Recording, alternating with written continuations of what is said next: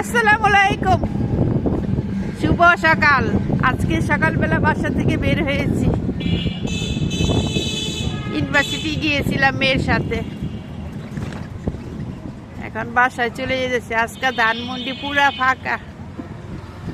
যে ধানমন্ডি নিচে ভরপুর থাকে, এই ধানমন্ডি আজকে পুরা ফাঁকা। স্কুল টিস্কুল সব বন্ধ।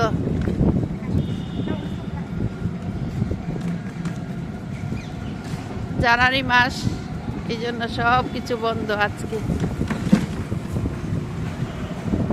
রাস্তা একদম ফাঁকা।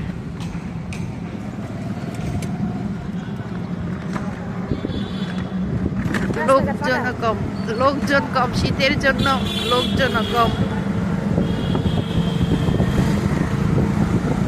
বাসায় চলে যাচ্ছি এখন। এটা হলো ধানমন্ডি। আসসালামু আলাইকুম।